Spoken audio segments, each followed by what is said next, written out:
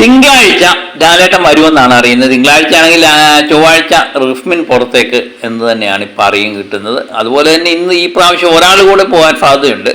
അത് 2-3 പേരിങ്ങനെ തട്ടിക്കളിക്കുകയാണ്. അത് നമുക്ക് മറ്റൊരു വീഡിയോയിൽ പറയാം. ഏതായാലും ഒരു കാര്യം ഉറപ്പുണ്ട്, റസ്മിൻ ഈ ആഴ്ച പുറത്ത് പോകും. എവിഷൻ ഉണ്ടെങ്കിൽ ഇനി ഇത് മാറ്റി വെക്കുമോ ഉള്ളതെന്ന് നമുക്കറിയില്ല. ഏതായാലും റസ്മിൻ പുറത്തേക്ക് തന്നെയാണ്. റസ്മിൻ്റെ കാര്യം നമ്മൾ നോക്കുവാണെങ്കിൽ മികച്ച ഗെയിമറൊക്കെ തന്നെയാണ്. പക്ഷേ റസ്മിൻ ഇത്രയും ദിവസം നിന്നത് എനിക്ക് തോന്നുന്നു ചില ഫോപ്പിടലിലൂടെയാണ് നിന്നത്.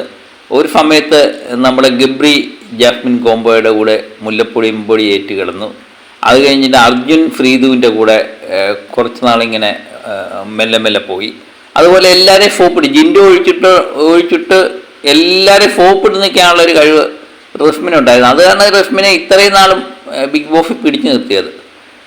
അതുപോലെ ഗെയിമൊക്കെ ഒരുമാതിരി കുഴപ്പമില്ലാതെ കളിക്കുന്നതൊക്കെ കണ്ടു. പക്ഷേ ഏറ്റവും വലിയ നെഗറ്റീവായിട്ട് മാറിയത് ജിൻഡോടുള്ള അവരുടെ ആ പെരുമാറ്റ രീതി തന്നെയാണ്.